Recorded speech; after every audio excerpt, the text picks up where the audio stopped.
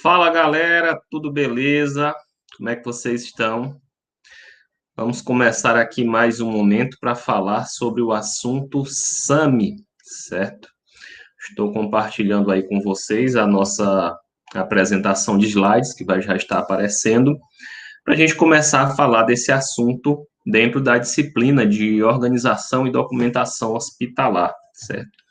Então, nós vamos falar sobre o serviço de arquivo médico e estatística, certo? Então, que é o SAMI, o famoso SAMI.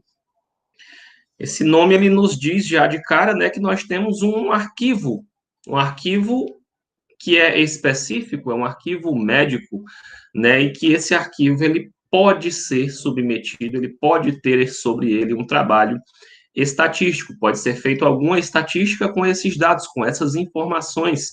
Então, é sobre isso que a gente vai estar falando agora nesse momento. Eu me chamo Emanuel, sou professor aqui da nossa instituição, certo? Eu vou projetar aqui o nosso material e nós vamos começar exatamente aí pela definição de arquivo, né? Nós falamos um pouco no nosso primeiro encontro sobre o que é arquivo, né? E arquivo é todo documento produzido, recebido por instituições públicas ou privadas no decorrer de suas atividades.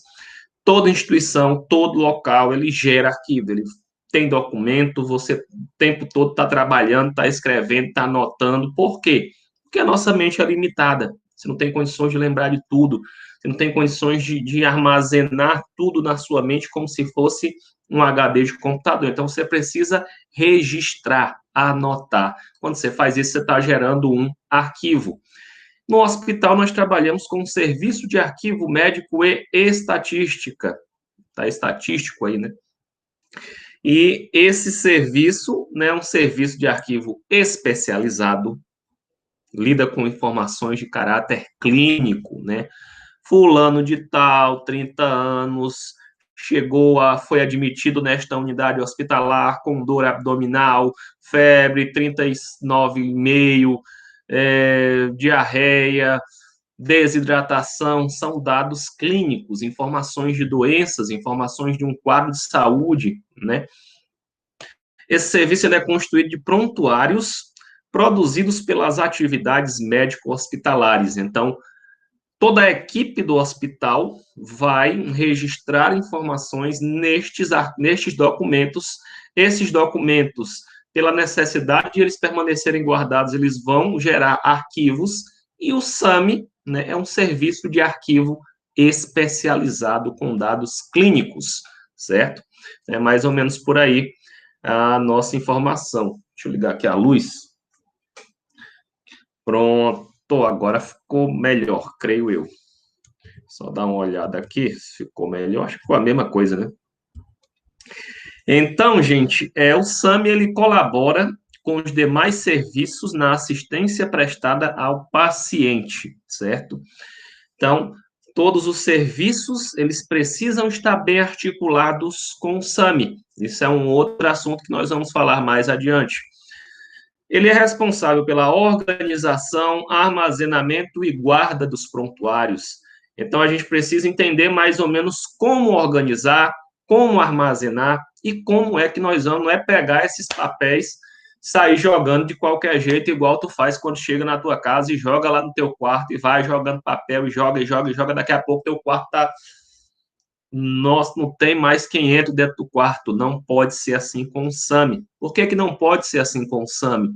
Porque, gente, vai chegar um momento que alguém vai precisar desse prontuário. E você vai precisar localizar esse prontuário, vai precisar dizer aonde é que está o prontuário, cadê o prontuário. Para quê que você precisa localizar? Porque esses prontuários, está aí no último tópico desse slide, né? São sujeitos à auditoria administrativa ou de convênios, solicitações de pacientes, secretarias de saúde, vigilância epidemiológica. O juiz pode pedir o prontuário para julgar alguma causa. O paciente pode pedir o prontuário dele para querer saber alguma informação. Tem também o DPVAT, aí a galera sofre um acidente, pá, se quebra todo e quebra a cabeça, e pá, e aí ele precisa do quê? Do prontuário. Porque lá no prontuário vai dizer que ele foi admitido com um acidente motociclístico, e aí teve traumatismo craniano e pode ter tido alguma sequela, e a galera recebe aí um trocado. Então, importantíssimo aí, né? Vai gerar um recurso que vai ajudar a pessoa a se recuperar de um quadro de saúde. Então, é importante que tenha uma organização no SAMI, porque esses arquivos, eles podem precisar ser acessados, eles são acessados o tempo todo. Para isso, existem aí algumas recomendações de funcionamento desse lugar, né? Recomenda-se que ele seja um ambiente bem agradável, um ambiente seguro, que ele ofereça um espaço e equipamentos adequados, que ele seja instalado em um local estratégico, né, que dê acesso aos profissionais, aos pacientes, ao público externo, aos ambulatórios especializados, a todo mundo. Então, se fosse um prédio, né, ainda não é muito a nossa realidade aqui, os nossos serviços aqui em Boa Vista geralmente tem somente um andar, nosso serviço de saúde, né, a não sei que o HGR que está construindo aí um prédiozão bacana, mas geralmente a gente só tem um andar. Ele recomenda aí que seja no térreo, né, o SONES, que esse é o topo, próximo da entrada principal do hospital, de forma que o registro se situe na área de admissão do ambulatório, é um local que ele seja facilmente acessível aí né, a várias pessoas em qualquer tempo. Carvalho destaca alguns fatores, né, do funcionamento do SAMI, que tenha um sistema de arquivamento, que deve ser observado o tamanho do hospital, número de leitos e as suas especialidades. Quanto mais leito, quanto mais especialidade, mais gente vai frequentar esse hospital e mais papel e mais prontuário vai ser gerado. Tipo de hospital, se ele é um hospital de curta ou de longa permanência, né? Se for um local que as pessoas demorem muito tempo, tratamentos mais longos, logo esse hospital ele vai gerar também muito mais documentos. Isso também tem que ser observado, né? Existe um cálculo aí da média de permanência com base no histórico de internações dos pacientes. Tamanho e movimento dos ambulatórios, desenvolvimento das especialidades nos ambulatórios, tempo de conservação dos prontuários, nós também vamos falar durante a disciplina. Não vou falar para vocês que o tempo de conservação dos prontuários é de 20 anos, eu não vou falar essa informação agora, mas ele é de 20 anos. Então, tipo de conservação dos prontuários, tamanho dos impressos que compõem os prontuários e algumas outras funções que temos aí em tela, certo? As recomendações do Conselho Nacional do Arquivo, o que ele recomenda, né, sobre o planejamento do mobiliário? Que esses móveis sejam de aço ou de madeira tratada contra insetos ou fogo. Por quê? Porque móveis de madeira comum pode acumular insetos, os insetos gostam lá de caminhar lá na madeira. Se pegar fogo, queima tudo, queima os arquivos, aí quando você precisar do seu prontuário, cadê? Pegou fogo. Então, cuidado com os documentos de vocês, certo? Lá na enfermagem já aconteceu situações de alunos perderem a documentação de estágio, pegou fogo, incendiou os documentos de estágio, por quê? Porque não estavam armazenados de maneira adequada. E aí faz o quê? Lá vai a confusão para comprovar os estágios, procurar todos os professores, refazer a documentação. Às vezes não acha o professor, tem que refazer o estágio. Então, daí a gente tira a importância desses documentos estarem bem protegidos, estarem bem armazenados, certo? E aí tem algumas normas aí de recomendações que está aí no material e na apostila de vocês. Diz que as mesas têm que ser bem largas. Para quê? Para você ter uma boa estação de trabalho, jogar a documentação toda, procurar o que você quiser. E que o mobiliário deve ser metálico, fabricado com chapas de aço de carbono fosfatizado com pintura eletrostática, né? Então tem uma série de normas. É claro que aqui, né, vocês não precisam entrar no nível de detalhamento tão grande, né? Mas a gente precisa conhecer um pouco dessas normativas, certo? Tem uma recomendação aí do sistema deslizante ou compacto de estantes, né, que é uma boa proposta. Ele aumenta o espaço para o arquivamento e possui uma proteção em caso de incêndio, certo? Então, esse sistema aí, ó, ele é um sistema móvel deslizante, né, no qual você vai lá, puxa aquelas duas estantezinhas para lateral, coloca os arquivos, quando não quiser mais mexer, vai lá e fecha, né? Aqui no IF, no Dera, nós temos esse tipo de armário, nós temos também lá na Daplan esse mesmo tipo de armário. Então, ele protege melhor os arquivos, certo? Esse sistema deslizante ou compacto, certo?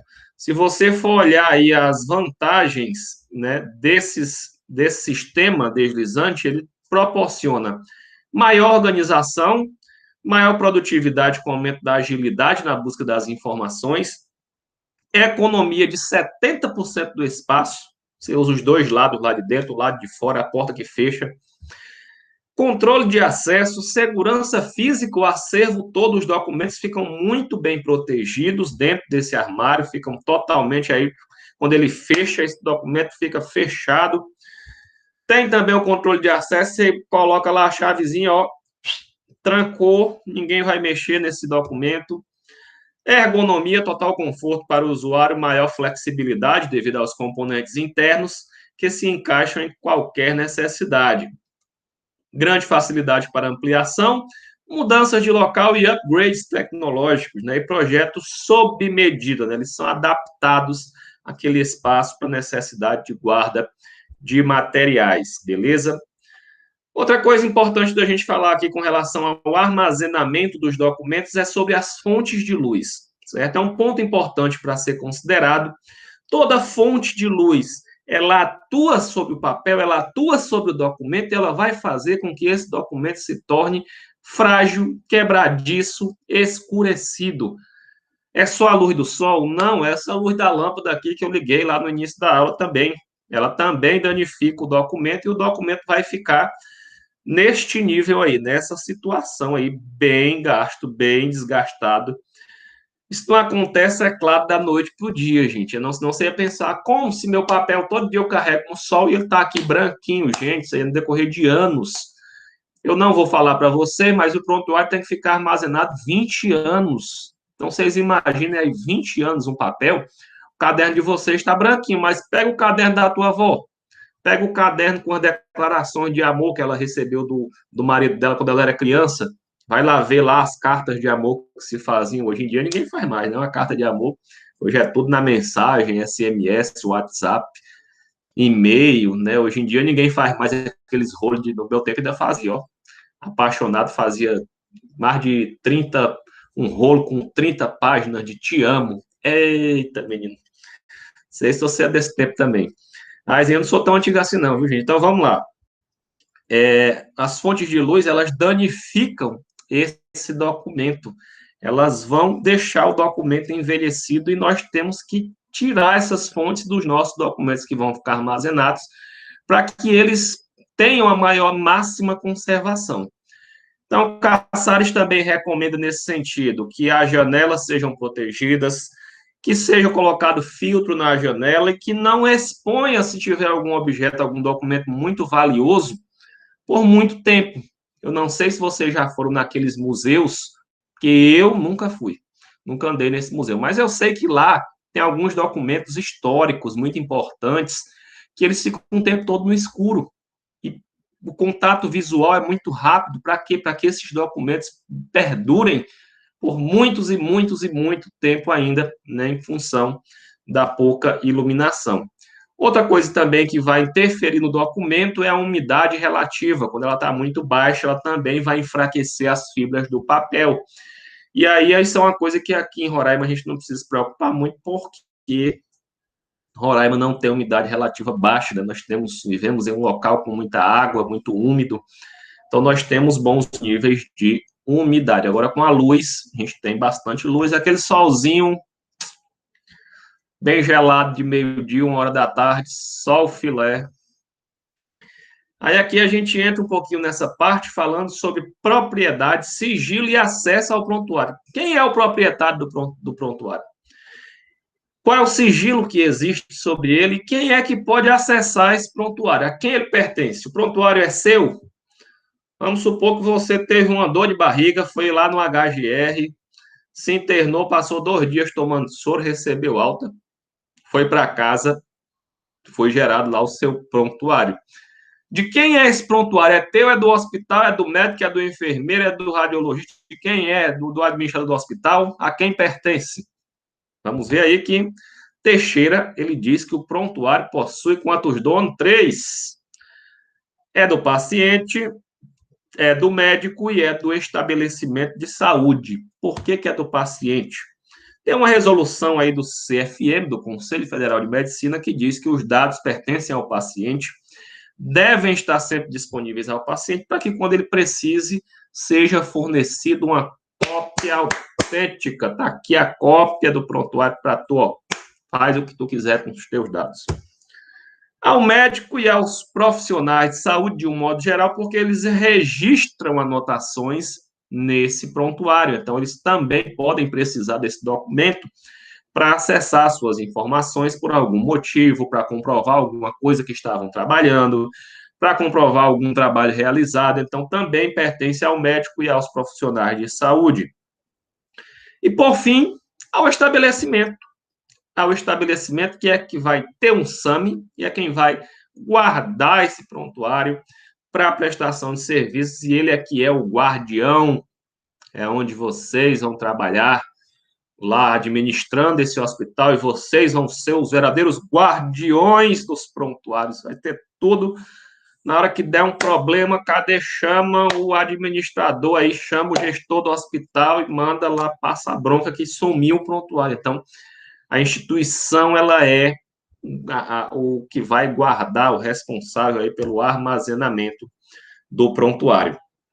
Nós temos também algumas legislações de acesso à informação, a lei número 8.559 de 1991, e ela diz que a gestão documental e a proteção especial a documentos, tudo isso, né, tanto a proteção dos documentos quanto a gestão documental, ela é instrumento de apoio administrativo. Informação. Então, ele diz aí que é responsabilidade do poder público fazer tanto a gestão quanto a proteção dos documentos. Essa mesma lei, ela diz também que todos têm direito a receber dos órgãos públicos informações de seu interesse particular ou coletivo, contidas em documentos, olha aí, nos documentos de arquivos, que serão prestadas no prazo da lei, né? Então, essa lei, ela dá ao cidadão, dá ao dono, um dos donos do prontuário, o direito dele acessar as informações constantes no prontuário. Nós temos também a lei número 12.527, de 2011, né, que é a lei do acesso à informação, e ela já diz também que toda instituição que receba recurso público diretamente do orçamento ou mediante subvenções, né, essa lei se aplica a isso e ela diz que todas essas instituições têm o dever de prestar informações aos seus clientes, beleza? E aí, nessa mesma lei, ela traz aí sobre o acesso de terceiros, né, que os terceiros têm que dar o seu consentimento para a divulgação das informações e que quem fizer uso indevido da informação, aquele que obtiver acesso às informações será responsabilizado por seu uso indevido. Ou seja, você trabalha no hospital, chega lá uma pessoa que você não gosta, o menino que te bateu na infância. Aí você tem raiva dele desde quando ele é menino. Aí chega lá no hospital com hemorroida, ele vai lá se consultar, você não pôde participar da consulta, mas você teve acesso ao prontuário, aí viu lá, eita, o Carlos teve hemorroida. Vou já divulgar aqui, divulga que o Carlos teve hemorroida. O Carlos vai achar bom? Não. Quem é que tem sua hemorroida e quer que ela esteja sendo divulgada? Ninguém. Então, esse uso indevido, você que fez uso indevido dessa informação vai ter que responder por ela, certo? E aí entra aí uma série de questões que traz aí lá na Constituição Federal, no seu artigo 5º, que são invioláveis a intimidade, a vida privada, a honra e a imagem das pessoas. Então, não vá mexer com a hemorroida de ninguém, não. Deixa ela quieta lá. Dessa forma, aquele que obtiver acesso às informações contidas em prontuário e usá-las indevidamente pode ser responsabilizado né, e responder por violação da intimidade, ficando sujeito a pagar a indenização à pessoa a quem se refere a informação. Código de Ética Médico, ele também traz algumas proibições. Aí ele diz que é vedado ao médico. O que é vedado? É proibido ao médico. O que é proibido ao médico, né, nessa questão dos prontuários? Permitir o manuseio e o conhecimento dos prontuários por pessoas não obrigadas ao sigilo profissional. Tem pessoas que não estão nem aí, né, para essa informação, elas não podem ter acesso a esse prontuário. Deixar de fornecer laudo médico ao paciente quando ele foi encaminhado para continuar o tratamento. O paciente tem o direito de receber o laudo médico para continuar de um profissional A para um profissional B. Deixar de elaborar prontuário legível, galera. Não é aquela história de escrever lá um garrancho que está na garrancheira e te dá uma receita e tu olha aqui e diz que remédio é esse e não entende nada. E vai na farmácia, chega lá, o farmacêutico também não entende nada, e tem que voltar no médico porque ninguém entendeu nada. Então, isso não existe, né? Isso não existe. A pessoa tem que dar letra legível no prontuário, porque esse documento é importantíssimo. O prontuário deve conter dados clínicos necessários para a boa condução do caso. O prontuário estará sob a guarda do médico ou da instituição, são os guardiões, o médico somente enquanto durar o tratamento. Fala aí também, né, que é proibido ainda negar ao paciente ou ao representante o acesso ao prontuário, porque o prontuário também é do paciente. Então, quando você estiver lá no hospital, algum familiar seu estiver no hospital, você quer ver o prontuário, eu quero saber o que estão escrevendo lá sobre ele, eu quero saber se o que ele está me dizendo é verdade, se os dados são esses, eu quero ver o resultado do exame. É direito seu e é proibido ao médico negar o acesso ao prontuário, certo? E também é proibido liberar cópias de prontuário sob a sua guarda. O médico não pode liberar uma cópia do prontuário para ninguém, exceto para atender 3 situações aí, ó. Ordem judicial, ou para sua própria defesa, ou quando o paciente autorizar, já que ele é né, já que as informações dizem respeito a ele. Beleza, galera? Então, basicamente é esse aqui o assunto de SAMI, né, que eu queria aqui conversar com vocês nesse vídeo. Aí vocês têm aí também o material, deixa eu só cancelar aqui. Só um minuto, interrompendo, ok. Então, vocês têm também uma apostilazinha para estudar. O que vocês vão fazer agora? Não deixe para amanhã, nem depois da manhã, nem depois de depois, porque senão você pode não ter tempo. Agora, você já vai acabar esse vídeo, vai pegar a sua apostilazinha, ó, folhear, ler. Na verdade, hoje está tudo na tecnologia, né, no tempo remoto. Então, você vai ler aí na tela do seu celular ou do seu computador, ou não sei como é que você faz para estudar durante essa pandemia. Mas, galera, é isso. Né? A gente vai se comunicando. Um bom estudo. Fiquem com Deus. Um abraço. Tchau, tchau.